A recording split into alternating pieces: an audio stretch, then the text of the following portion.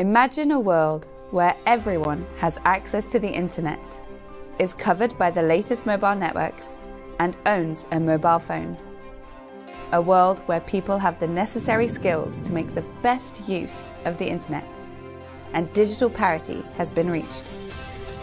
Envisage a world where every school, every household, and every business is connected to the internet with a fast connection, and a world in which broadband internet is affordable for all. This is the world we envisage. To achieve this, the International Telecommunication Union and the Office of the Secretary-General's Envoy on Technology have developed aspirational targets on universality, technology, and affordability to give countries and stakeholders a clear direction forward. Universal and meaningful digital connectivity is the possibility for everyone to enjoy a safe, satisfying, enriching, productive, and affordable online experience. The targets will help countries prioritize interventions, monitor progress, evaluate policy effectiveness, and galvanize efforts to achieve universal and meaningful connectivity by the end of the decade.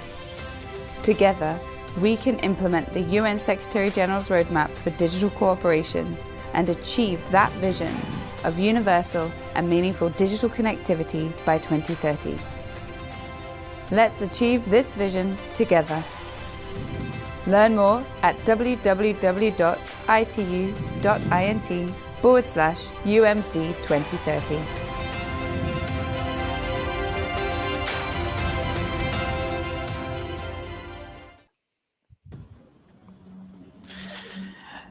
Good morning, good afternoon, good evening to all of you. We're so extremely excited to have you with us today and would like to extend a warm welcome to the first event of the year in the One UN Diverse Talent series of the Career Webinars. Many thanks to United Nations volunteers for hosting this event on LinkedIn Live, and many thanks to colleagues around the globe from more than 20 United Nations agencies, funds, and programs who came together to make this happen today. My name is Nabil Ahmed. I work for the World Food Program, and I'm joining you from the eternal city of Rome, Italy. And I'll be your host for the next 45 minutes. I'm extremely thrilled to be here with you all today, and along with our distinguished panel of industry experts from around the world. And since we are all connected digitally and globally, we are reminded of the power of digital technology, which connects us all and it facilitates the meaningful conversations that we're having right now. For those of you who may benefit from closed captioning, please check out the comment section where my colleagues are providing the link to watch the event via UN Careers YouTube channel. So before we introduce our panelists in a few minutes, let us first introduce the United Nations system of organizations, which is formed around the UN's principal organs as well as 30 affiliated funds, programs, specialized agencies, and other organizations and bodies. The UN and the UN system entities collaborate to achieve global sustainable development goals and shape multilateral initiatives that impact millions of people globally. Today's event is a part of that collaboration because with this event series, we are bringing together more than 20 of those multilateral organizations to give you all some of the insights into the careers in the United Nations system. And in order to accomplish such important mandates, the UN system, of course, needs to employ digital tools, data analysis, and machine learning, as well as prioritize digital transformation. So our theme today is careers in digital transformation within the UN system. And we all know that the world is becoming increasingly digital and there is a high demand for skilled professionals who can help us both on the private sector and in the public sectors navigate this evolving landscape. We hope that today's discussion will provide you valuable insights into the exciting and dynamic field of digital transformation and also inspire the next generation of professionals to pursue a successful career in this area. And to that end, I would like to also emphasize and note that the United Nations system is committed to creating a diverse and inclusive environment, which is considering the mutual respect for all of us. The UN recruits and employs staff regardless of their gender identity, their sexual orientation, their race, their religious binding cultural or ethnic backgrounds, or any disabilities. And above all, we are looking for candidates who are passionate about making a difference in the world. And we would love for you to join us in doing so. And of course, you can find all currently available job openings on the respective organization's career page. Every organization has a respective career page, and all the job listings are there. But here today, we have the unique opportunity to get a candid look into what it means to work as an international professional on a daily basis from a panel of industry experts from around the globe who will not only share with you that how they got where they are today, but also the recipe of the success. So stay tuned, fasten your seatbelts. I'm going to introduce our panelists. First up, we have Pooja Munshi, who is joining us from Nairobi, Kenya. Pooja is the head of web and in the communication division at the UN Environmental Program, UNEP for short. And after spending years gathering award winning digital experiences, working on global brands like Nike, P&G, and startups around the world, Pooja now brings this agile, user centric approach to the developmental world, where the need to engage and act beyond the echo chambers is becoming more and more critical. So, a very warm welcome to you, Pooja. Next up, we have Mr. Peter Janik. Mr. Peter Janik is joining us from Madrid, Spain. He is a coordinator of the Innovation, Education, and Investments Department at UNWTO, which is a specialized agency of the United Nations in tourism. And before his current position, he worked for over a decade as a program officer and a policy advisor on tourism related issues in the Regional Department of Europe, including a 2 year stint as a deputy director for Europe. So, welcome to you, Peter, in the panel. And our third panelist is Sophie Madens, who is joining us from Geneva, Switzerland. She is the head of Regulatory and Market Environment Division of the Telecommunication Department Bureau at the International Telecommunication Union, or ITU for short. A lawyer by training, Sophie has worked as regulatory and policy expert in the telecommunications and ICT sectors in international and multicultural environments, including in Asia and the Middle East, as well as in the Americas, Europe, and Africa. So she has this very unique global experience. So as you can see that our panelists today are experts in the field of digital transformation, and they will be sharing their insights and experiences with us on the opportunities and the challenges in the existing and this exciting sector. I hope that today's discussion will be informative and engaging, and that it will inspire you to pursue a career in digital transformation within the UN system. So I'm looking at the panelists. Can we move to the questions? Are you ready? Okay, so the first question to my dear panelists is that can you please tell us about a little bit about yourself and the kind of work you do now at the organization that you're working in? And of course, how does that organization fit within the larger UN system of agencies, funds, and programs? Pooja, would you like to go first? Sure. Hello, everyone, and thanks, Nabil, for moderating this session. My name is Pooja. I am head of web at UN Environment Program, headquartered. It's actually the only UN agency that is headquartered in Kenya, and we're extremely proud of that. And I'm glad to see a lot of folks from Africa. So I'm really looking forward to rolling up my sleeves and chatting with you more. But in short, I work across all web ecosystems for UNEP, and I have been one of the members of the Digital Transformation Task Force. And I want to point out that I didn't start my career in digital transformation. So I took a meandering path. So I'm hoping to share some of these sorts of lessons that can help you understand how you could be one of those. Thanks. Okay, Peter. Thank you, Nabil, and good afternoon to everyone from sunny Madrid. Even though I'm using a really institutional corporate background, I can tell you that Madrid is sunny and very warm. I'm sitting in my office wearing a red tie, a blue shirt, and the blue suit, just to be really suited up for this special occasion and share my views with the participants.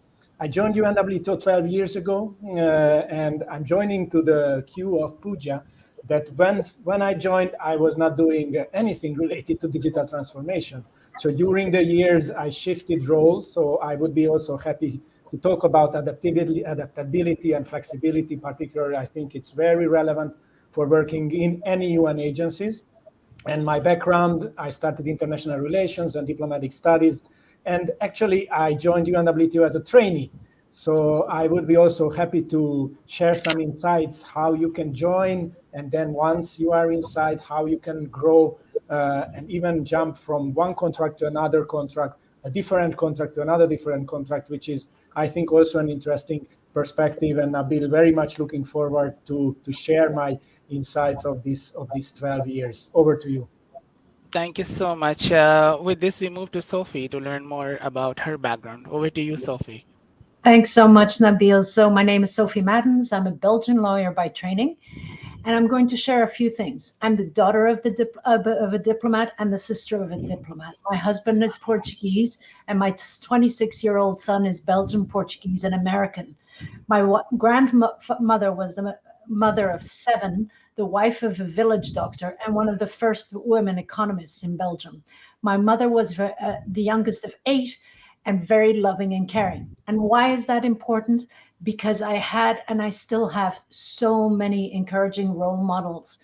And they encouraged me to follow my path, to follow my dreams, and to share my empathy and my desire to do good in the world. And that's what I can do in my job. So that's what I found in the UN system as a lawyer in the digital space. You think, how can telecommunications law make a difference? Well, it does. And in the other questions, I'll go into that somewhere. I'm the head of the Regulatory and Market Environment Division in the Development Bureau. And ITU, you've heard the acronym. It's a UN specialized agency, specialized for information and communications technologies. So everything in digital. Every time you make a phone call via the mobile, access the internet, or send an email, you're benefiting from our work, and including the regulatory work. Back to you, Nabil.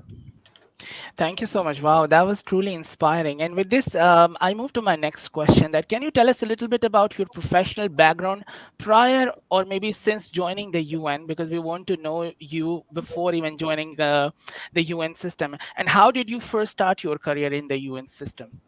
Pooja? Sure. It's been a long, meandering path, right? Like Sophia had really strong mentors. My grandmother, the first journalist of India, parents that pushed us towards sports. But from all that, what I received was perseverance. So I studied product design, nothing to do with, the digital world. And soon from there, I didn't want to just design. I wanted to get into the strategy, went back to school for that kind of rigorous thinking, and then moved into advertising, where I worked with Nike and P&G. But I was burnt out, and I was coming back at home at 10 o'clock thinking that I need to do something and channelize that energy towards something good. And that's when I decided that I want to work on the environment. And after a few startups where I learned the agility of technology and numbers, I brought that into the environment space. And today I'm working for UNEP, really on the front lines of climate, nature, pollution, communications, but also looking at deep tech and how they can be applied to solve critical climate, biodiversity, and pollution problems. That's superb. I can see how this personal and professional will is coming into place. And of course, now you're working with UN, and the kind of work that you are doing is so satisfying that I can see the smile and on your face, and the proud that you have shown in what you are doing. So that sounds amazing. Peter, would you like to tell us a little bit about your background before joining in the UN system, and then how did you enter into the UN system? Definitely, it's my great pleasure. Of course, I also had a little bit of family push. I think, like everyone, a little bit, it's determining more or less which is the area you would really like to go. So my father used to work for the Ministry of Foreign Affairs. So that was also kind of a determining factor. And I was really bad with mathematics, science, or physics. So another thing, I loved history, I loved literature. So also, when you're going to a school, university, that's already pushing towards a certain direction. So I graduated in public administration. And then, of course, I always wanted to work for the UN.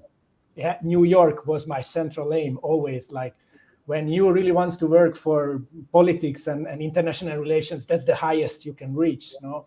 And that was also kind of, okay, if this is what you really want, let's do something about it. So my master, I've done it on international relations and diplomatic studies, and I had a specialization on conflict prevention and crisis management. So I had the opportunity to even go to Kabul or Sudan back then, but then an opportunity came later on, and then I jumped on it.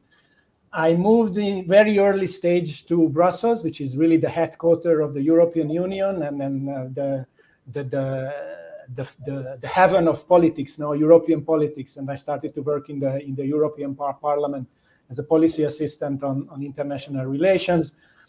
Then once again, when you are in a political institution, it's with all the polls and all the coins. When your member was not re-elected, then you had to make choices. So I really like the atmosphere, very international, very diverse Brussels. Sophie talks about it, ages and ages. And I stayed and I moved to a private sector. So I was working for a lobby company, still remaining in the same roots, European Union. Another opportunity came, and then I hop on it. So like it's a little bit of job hunting, job hopping. And I moved to Luxembourg. And the reason I ended up in the UN, it's not necessarily from a professional reason. I'll be really frank. It was a personal reason. My girlfriend back then was Spanish. So she was in Spain. So I decided, okay, long distance relationship is not really me. And then I decided, okay, let's really try something in Spain. And then that's another thing. I think I was in the right time, in the right moment. This organization, which is UNWTO, it's headquartered in Madrid, was starting to engaging on a tourism and peace project. And the person who was recruiting that back then was looking someone not really tourism background, but more of conflict prevention, which I came into place. So I sent my application and I saw many, job is not for me, I'm not going to be selected. And at the end, I had the opportunity to be selected, go through the recruitment process and got the position as a trainee. And after that, when you are inside, moving inside an organization is usually way, way more easier than getting into an organization. Sophie and Pooja can confirm this, that once you are inside, there are better chances to get upgraded to a different type of contract or get a longer type of contract or really look for something which is into your profile. I will talk about maybe later on how I ended up in this department, which is also interesting, that what I'm doing now is actually, honestly, once again, it's nothing to do with my background. So as I said in my official opening, and sorry for taking up so much time, adaptability and flexibility and always ready to learn, lifelong learning. Yeah, I think these are very key things, and we can talk about it later on. Over to you, Nabil, and thank you. Thank you so much. Wow. Hearing your stories, Pooja and Peter, one common theme that I'm able to pick up is unlimited opportunities. Like you never know where you will end up within the UN system. There's so much you can do. And then, of course, if you have that will, if you are agile, if you have learning agilities and aspirations that you want to go somewhere, want to do something else, there's always an opportunity for you. So thank you so much for sharing your story, Peter. Maybe I will move to now Sophie to learn more about her. Sophie, over to you. Thank you very much, Nabil. And so I personally, like Peter, I started in Brussels. I started as an intern at the European Commission, and then have progressed. I worked with big companies like KPMG. I worked with smaller boutique companies. I set up my own company. I worked with other smaller companies. I worked as a consultant for UNDP, for some of the regional economic commissions, for the World Bank, for ITU, for various UN agencies. And then I've been with ITU since 2015 on a fixed term contract. Now, I want to build on what Pooja and Peter said, and what you also said, Nabil. Follow your dreams, follow your passion, follow the opportunities, because opportunities sometimes come by coincidence. Don't forget to skill up. One of the things I worked on was I was a very shy young girl. I'm actually quite short. I'm 5'4". I'm quite short and quite small in a family of very tall people. So it's skill. I was shy of public speaking, and in this international world, you need to be able to present yourself. You need to be able to present in public. So I worked on my communication skill, my public speaking skills, but also when going on mission, sometimes you're on mission by yourself. Like Pooja said, always be open to learning. Always, you learn on the job, read the articles. There's so much out there that you can read and learn. And that's one of my passions, even as I've gone into my 60s. And Nabil, be agile yet determined. Back to you. Wow, be agile, be determined, and life is all about learning, and learning never stops. So these are some of the key themes that I was able to pick up.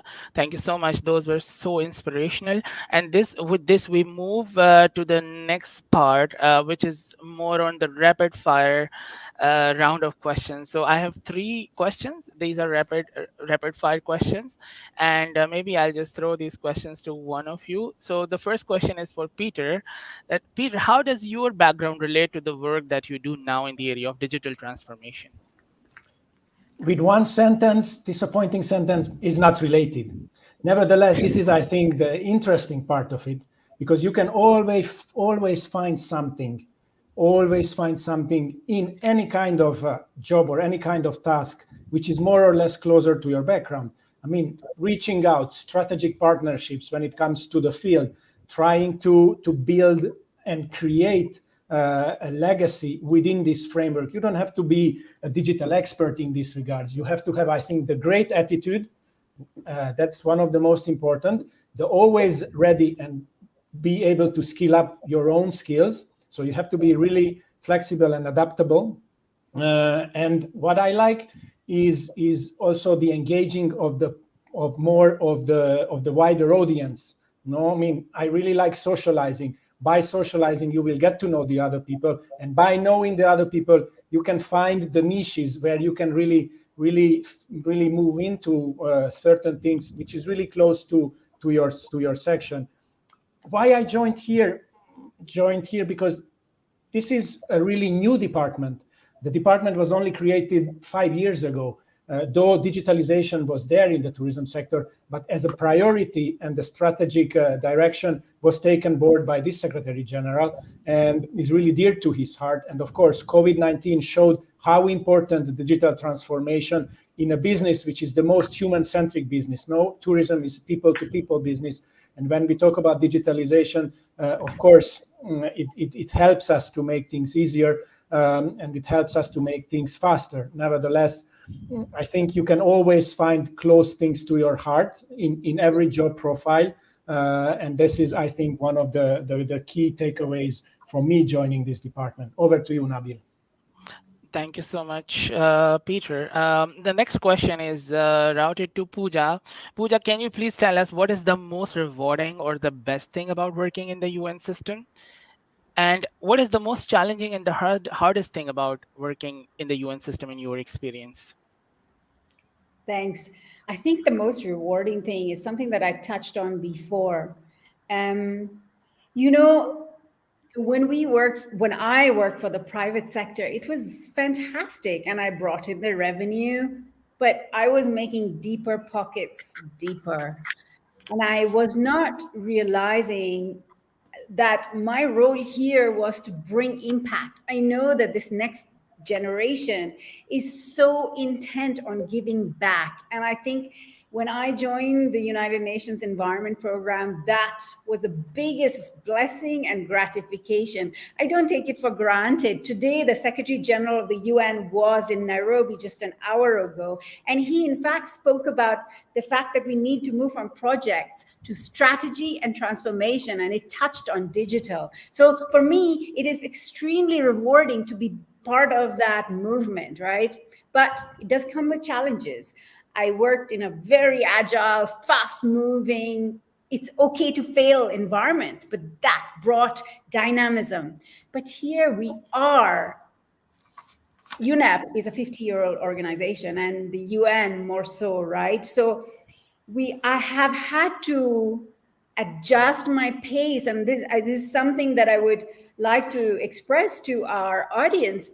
I don't think it's something that you should be deterred by. In fact, when I joined, my the manager that hired me, he called me for a coffee and said, "You need to have grit, a different kind of grit than the startup world. You need to be able to meander through and solve the problems versus throwing your hands up in the air with regards to the bureaucracy." Thanks, Nabil. Okay, that's great. Okay, so with this, I move to the third rapid fire question, which is for Sophie. How do you take care of yourself and your colleagues? So, as Pooja says, you need to prioritize, you need to care, you need to give back. What I tend to do is I really prioritize, because you need to think of yourself. You need to take the time to breathe. Of course, you need to grow grit, but also take a time to breathe, to step back, and to smell the roses, as they say. So personally, since lockdown, I've made it a determination, a goal of mine. Every day I walk more than 10,000 steps. And you may say I don't have time for that. Sometimes I do it in 10-minute bits, but between phone calls or something. So make a plan to take care of yourself. And then in the UN, we are a family. So think of your colleagues too. Be kind, be patient, be respectful. My team knows respect for me is the boundary. So show respect to each other, because we do spend a lot of time together in some challenging situations. So reach out. Give a smile a day takes the doctor away. So be kind, give a smile, give respect. And I think that's very much so. And also, to give an example of the UN Secretary General, as my husband is Portuguese, I know some of the stories. Did you know that in some of his time when he wasn't the UN Secretary General, in his off time, he actually took the time to go in the slums of Lisbon to teach children STEM, to teach children maths. So he's a very kind man, and I think we should take that example for all of us. Wow, that sounds so inspiring, and that is why we call it one UN family, because we feel part of the family. It's the feeling of that belonging to this amazing family of amazing minds and souls all over the world. So thank you so much for sharing your stories. They are truly inspirational. With this, I would like to move to more personal side of your personalities, and then your experiences within the UN system. So may I ask you, what was the best moment of your entire career? So maybe Pooja, Peter, and then Sophie, the best moment of your entire career, which you still remember. Yes, I can go. It's let's not beat around the bush. The environmental solution and the problem is a long drawn problem. So it's not something that you see effects overnight. We're not there yet. Maybe digital transformation will get us there, but we're not there yet. So for me though, we have been running a campaign on plastic pollution since 2018. Go check it out. It's Beat Plastic Pollution since 2018. Now it's been used by private sector, media, governments. But since 2018, all that work finally came to fruition at the UN Environment Assembly late last year, when 193 countries basically signed for a legal regulatory framework to solve and attack the problem, plastic pollution.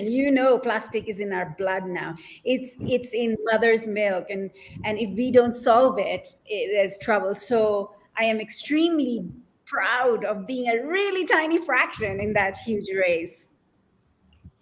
Wow, amazing. Yeah, of course, plastic. There are so many initiatives that UNEP is doing, and I'm so happy to see that you have been part and parcel of this great initiative.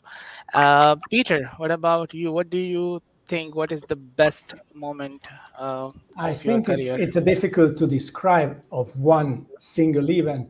I would put single events, no, in a plural, no, events, because every time I go to a mission, and this is one of the best thing of this organization working in tourism, that I had the opportunity to visit the world basically. And when I see the people I meet over there and see the smile in their face, and the fulfilling fulfilling reward of being there and providing them an opportunity for showcasing their nature, their cultural heritage, their gastronomy, or whatever it relates to tourism, it's every time it's a fulfilling factor for myself. So every time is a new mission coming up, I'm getting to this adrenaline shock of like, how is going to be, which are going to be the people are going to meet, what is going to be of a little tiny place in Africa or Asia, Latin America, or even in Europe, no? The place I would say I know the most. So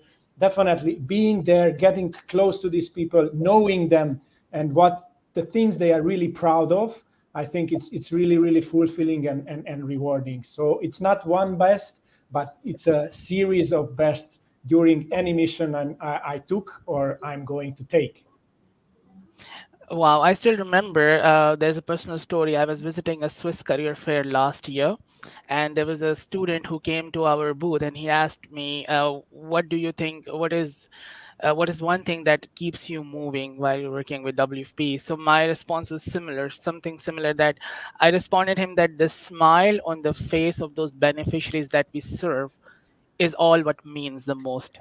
Like when we give hope to the kids and then they smile looking at the bright future and the hope that we provide them, this is all what matters, and this is the biggest achievement that we feel right from the core of our heart being associated with the UN system. So wow, that was great. Okay, how about you, Sophie? What do you think? What is the So all of the above. Plus, I think internally as well, I had a moment at our World Telecommunications Development Conference last year.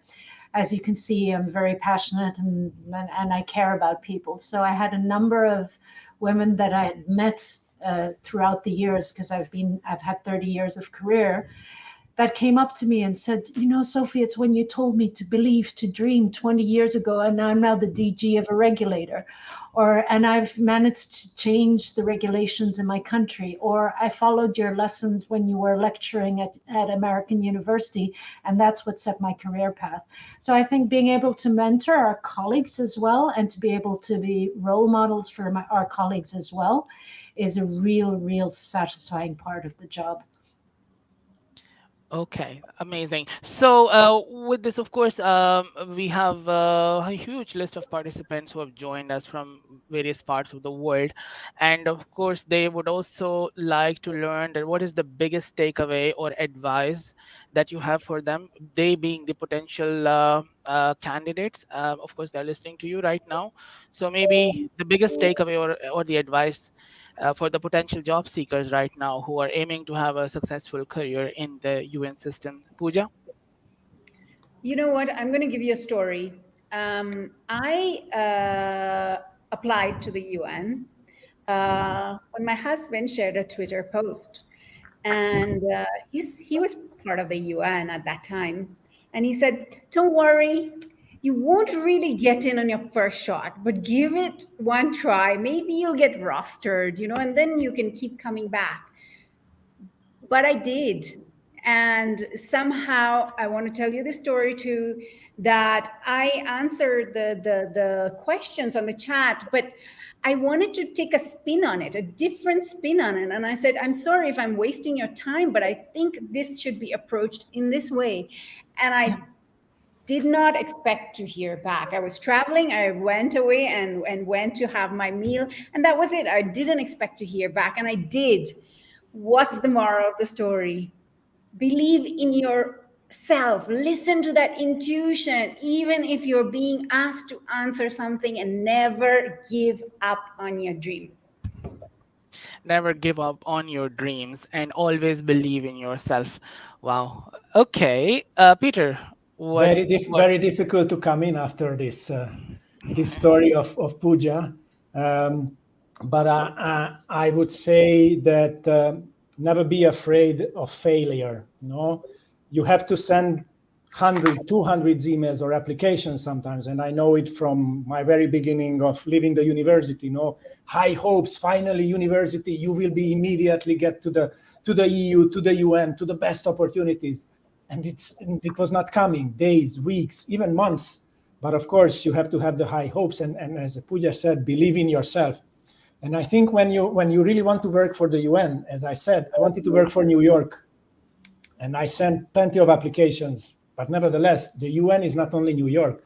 The UN is plenty of agencies, plenty of programs, and they all belong to one big family. No, it's one UN. We never leave anyone behind.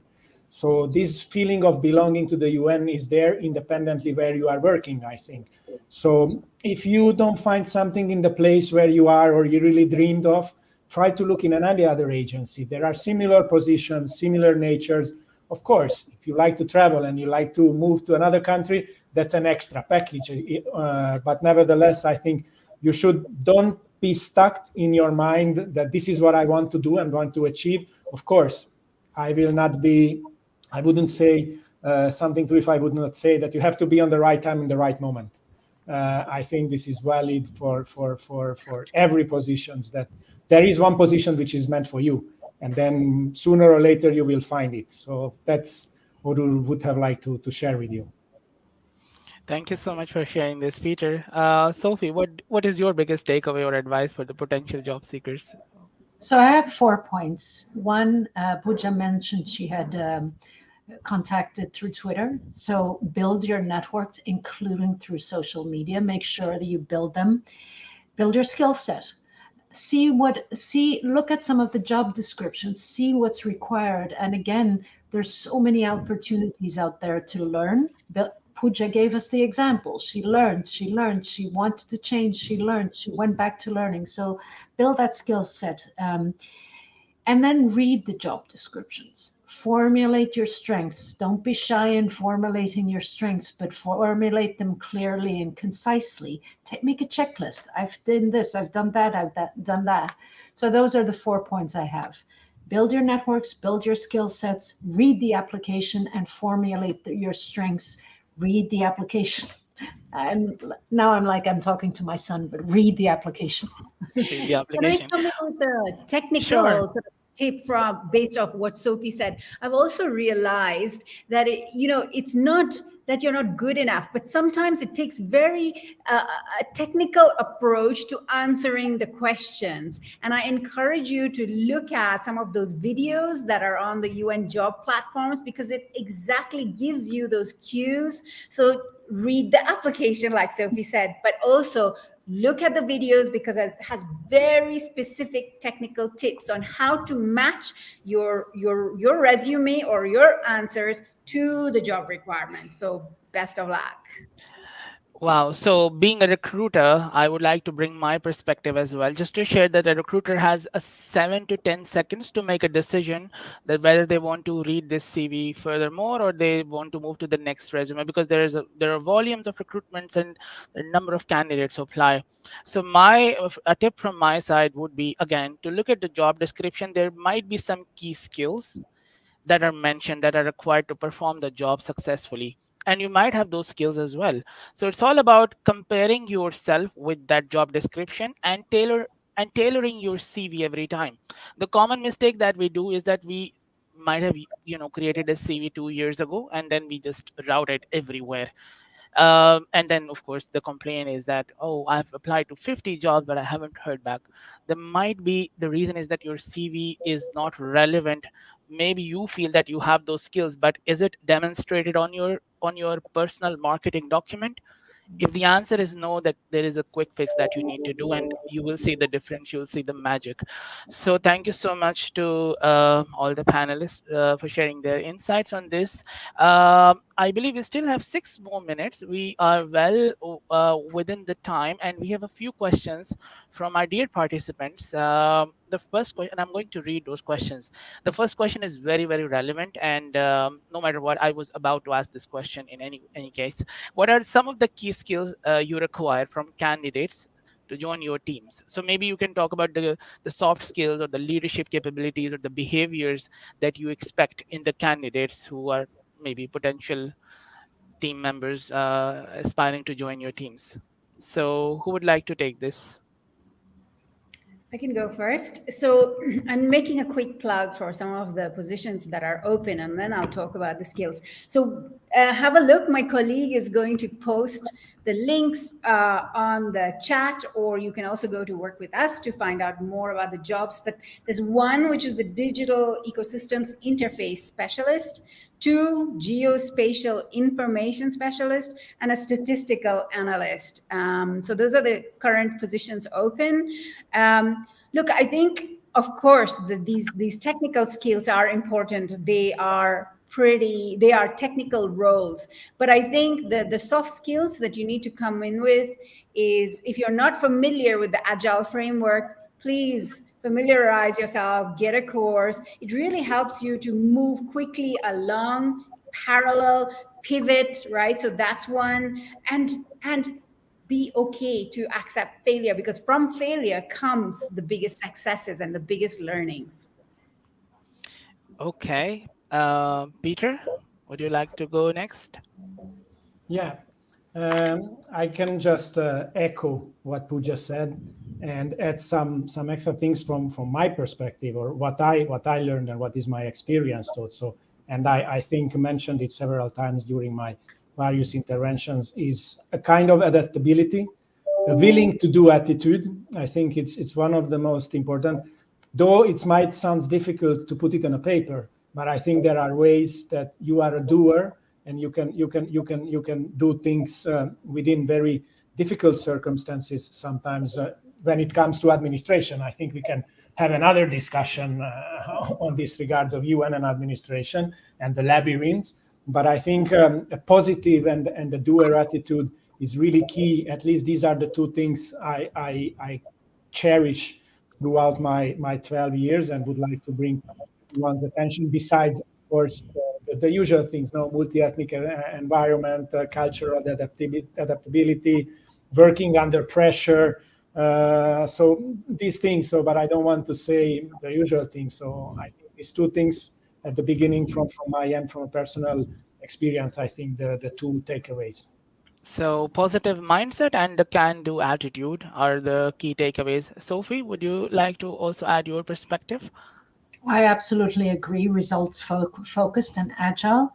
I also would add to that, have innovative, bring in innovation, bringing innovative ideas, bring in, throw it. There's no such thing as a dumb question. There's no such thing as a dumb idea.